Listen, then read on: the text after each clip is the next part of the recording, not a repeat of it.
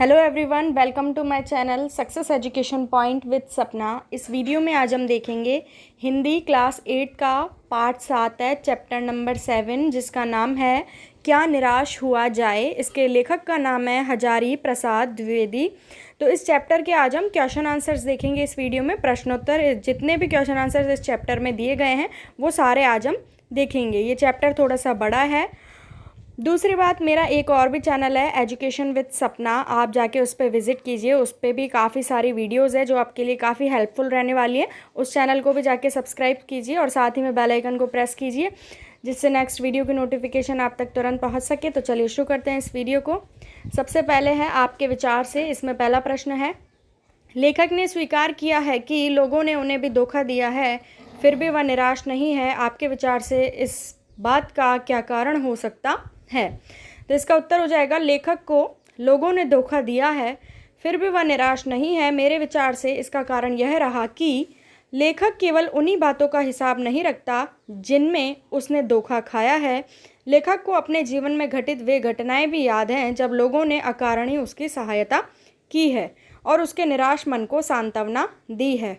Ticket बाबू द्वारा बचे हुए पैसे लेखक को लौटाना, बस कंडक्टर द्वारा दूसरी बस व बच्चों के लिए दूध लाना आदि ऐसी ही घटनाएं हैं। इसलिए उसे विश्वास है और वह आशावादी है कि अभी भी समाज में मानवता, प्रेम, आपसी सहयोग समाप्त नहीं हुआ है।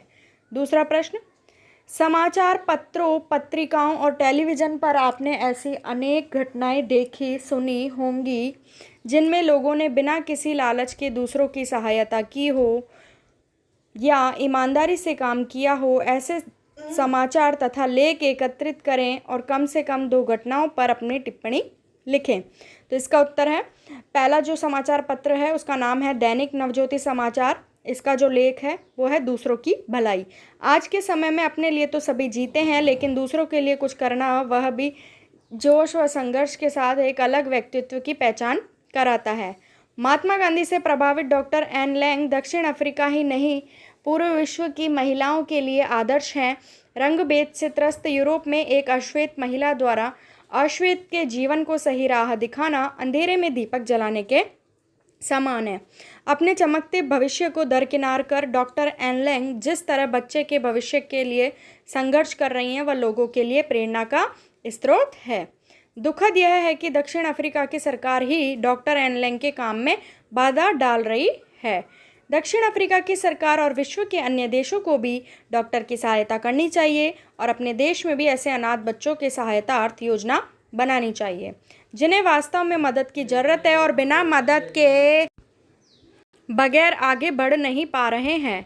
अब टिप्पणी है इसमें, इस समाचार को पढ़कर हम यह कह सकते हैं कि समाज में रहकर हमें केवल अपने बारे में ही नहीं सोचना चाहिए बल्कि बेसहारा वर्ग का भी सहारा बनना चाहिए। अब दूसरा है अखबार दैनिक भास्कर। इसका टॉपिक है स्वरोजगार भवन।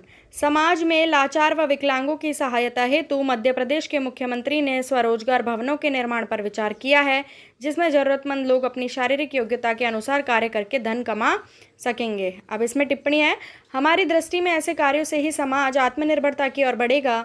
वर्ग भेद और ऊंच नीच की भावना समाप्त होगी, क्योंकि जब किसी स्थान पर लोग मिलकर कार्य करते हैं तो एकता की भावना को बल मिलता है और आत्मविश्वास बढ़ता है। तीसरा प्रश्न, लेखक ने अपने जीवन की 2 घटनाओं में रेलवे टिकट बाबू और बस कंडक्टर की अच्छाई और ईमानदारी की बात बताई है। आप भी अपने किसी परिचित के साथ हुई किसी घटना के बारे में बताइए जिसमें किसी ने बिना किसी स्वार्थ के भलाई, ईमानदारी और अच्छाई के कार्य किए हों। तो इसका उत्तर हो जाएगा, मेरे जीवन में अभी तक घटी घटना यह है जो सत्यता पर आधारित है। हुआ यह कि मेरे पड़ोसी का पुत्र कैंसर रोग से पीड़ित होने के कारण अस्पताल में भर्ती था। मेरे पड़ोसी ने पूरी हिम्मत के साथ अपने पुत्र का इलाज कराया और उसके पास जो कुछ भी था पुत्र के इलाज में लगा दिया। यहाँ तक कि पुत्र की सेवा शुश्रूषा में उसके प्राइवेट नौकरी छूट गई। घर खर्च चलाना मुश्किल हो गया। आगे के इलाज के लिए उसके पास पैसे नहीं रहे। उसके निराशा में असहनीय स्थितियों को देखकर मैंने अपने एक मित्र जो दिल्ली में रहते हैं, वे एक बड़े व्यापारी हैं और लोक हित हेतु कई सामाजिक संगठन चला रहे हैं, उनसे बात की थी। मेरी बात सुनकर बहुत उदार हुए और दूसरे दिन ही अपने वाहन से मेरे पास आ गए। मेरे पड़ोसी के पुत्र का इलाज कराने के लिए दिल्ली अपने साथ ले गए और उसे अपने खर्चे पर अस्पताल में दाखिल कराया। उसका पूरा खर्चा उन्होंने 3 माह तक बिना किसी स्वार्थ के उठाया। वह ठीक हो गया और वे उसे घर छोड़ गए। उन्होंने यह सब कार्य भलाई और अच्छाई के लिए किया। ऐसे परोपकारी मित्र के बारे में मैं सोचता हूँ तो मेरा मन उनके लिए कृतज्ञ हो उठता है। आगे है पर्दाफाश। इसमें पहला प्रश्न है, दोषों का पर्दाफाश करना कब बुरा रूप ले सकता है? तो इसका उत्तर हो जाएगा, दोषों का पर्दाफाश करना तब बुरा रूप ले सकता है जब संबंधित व्यक्ति के दोषों को उबारा जाए और वह इसे अपनी बदनामी समझकर विरोध करने की दृष्टि से उग्र रूप ले ले। दूसरा प्रश्न, आजकल के बहुत से समाचार पत्र का समाचार चैनल दोषों का पर्दाफाश कर रहे हैं। इस प्रकार के समाचार और कार्यक्रमों की सार्थकता पर तर्क सहित विचार लिखिए। तो इसका उत्तर हो जाएगा, आजकल बहुत से समाचार पत्र या समाचार चैनल दोषों का पर्दाफाश कर रहे हैं। इस प्रकार के समाचारों की सार्थकता तो है, लेकिन इसके पीछे समाचार संपादक या चैनल का उद्देश्य नेक हो, अर्थात अच्छा हो।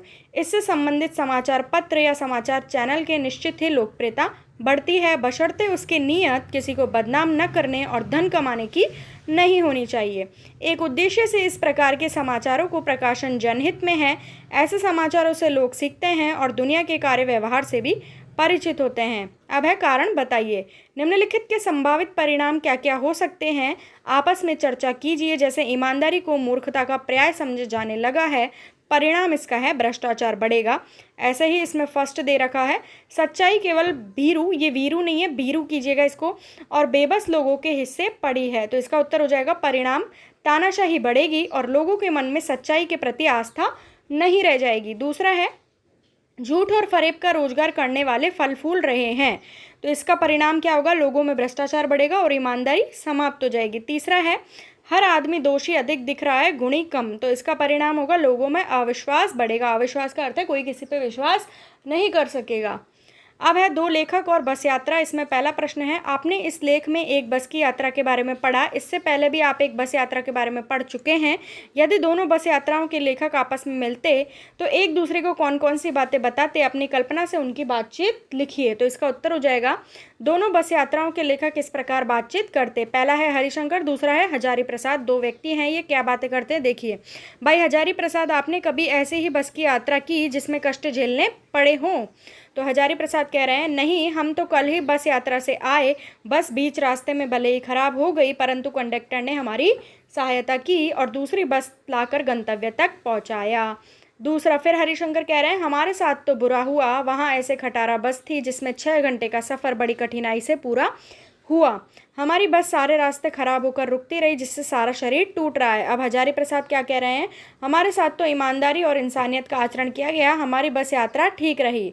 अब है सार्थक शीर्षक। इसमें पहला प्रश्न है, लेखक ने लेख का शीर्षक क्या निराश हुआ जाए क्यों रखा होगा? क्या आप इससे बेहतर भी शीर्षक सुझा सकते हैं?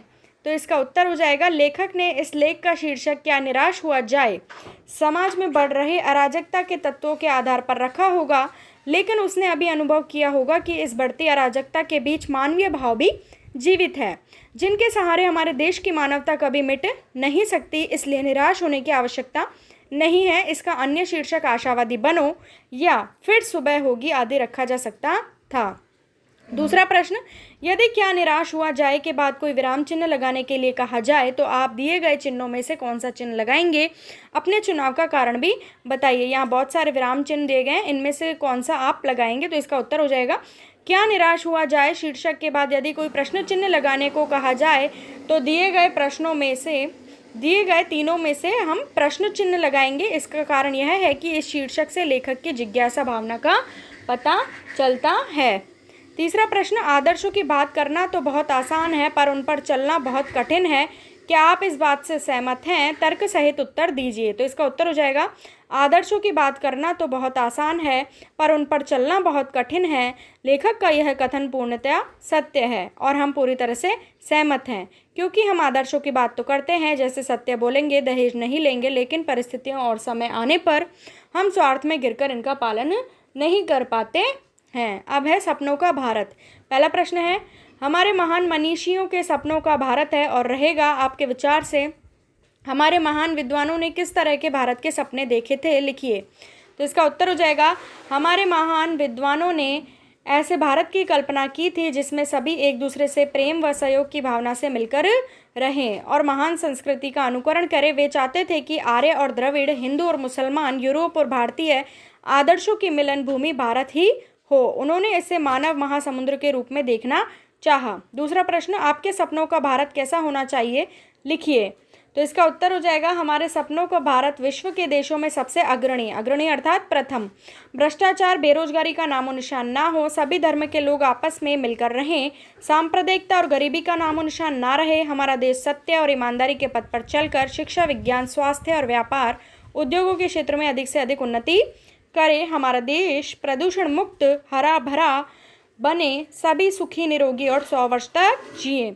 आगे है भाषा की बात। इसमें पहला प्रश्न है, दो शब्दों के मिलने से समास बनता है। समास का एक प्रकार है द्वंद्व समास। इसमें दोनों शब्द प्रधान होते हैं। जब दोनों भाग प्रधान होंगे तो एक दूसरे में द्वंद्व की संभावना होती है। कोई किसी से पीछे नहीं रहना चाहता, जैसे चरम और परम, तो चरम परम एक साथ लिख दिया। बीरू और बेबस, बीरू बेबस। दिन और रात, तो दिन रात को एक साथ लिख दिया। के साथ आए शब्दों के जोड़े को हटाकर भी लगाया जाता है, कभी कभी एक साथ भी लिखा जाता है। द्वंद्व समास के 12 उदाहरण ढूंढकर लिखिए। तो इस प्रश्न में क्या बताया गया है, द्वंद्व समास के 12 जो है एग्जाम्पल्स लिखने हैं। तो इसका उत्तर देखिए, द्वंद्व समास के लिए 12 उदाहरण। पहला है आरोप प्रत्यारोप, दूसरा है फल फूल, तीसरा है लोभ मोह, चौथा है काम क्रोध, पांचवा है कायदे कानून, छठा है मारने पीटने, सातवां है गुण दोष, आठवां है सुख सुविधा, नवा है झूठ फरेब और 10वां है कानून धर्म, 11वां है भोजन पानी और 12वां है सच्चाई ईमानदारी। दूसरा प्रश्न, पाठ से तीनों प्रकार की संज्ञाओं के उदाहरण खोजकर लिखिए। तो पहली है व्यक्तिवाचक संज्ञा, जिसके एग्जाम्पल्स हैं भारतवर्ष, तिलक, गांधी, रविंद्रनाथ टैगोर, मदन मोहन मालवीय आदि। अब है जातिवाचक संज्ञा, इसके एग्जाम्पल्स हैं देश, आदमी, लोग, समाचार पत्र, द्रविड़, हिंदू, मुसलमान, श्रमजीवी, रेलवे स्टेशन, परिवार, बच्चे, ड्राइवर, बस कंडक्टर, पंडित जी, बस अड्डा आदि। अब है भाववाचक संज्ञा, इसके एग्जाम्पल्स हैं गुण दोष, झूठ फरेब, लोभ मोह, काम क्रोध, प्रेम, चोरी बुराई, अच्छाई और खराबी। तो ये हो गए इस चैप्टर के क्वेश्चन आंसर्स। थोड़ा बड़ा है ये चैप्टर, तो वीडियो को लाइक ज़रूर करें, शेयर करें, चैनल को सब्सक्राइब करें और बेल आइकन को प्रेस करें। दोनों चैनलों को जल्दी से सब्सक्राइब कर लीजिए ताकि आपके वीडियोस जो हैं ये काफ़ी हेल्पफुल रहेंगे आपके लिए। मिलती हूँ नेक्स्ट वीडियो में। Thank you.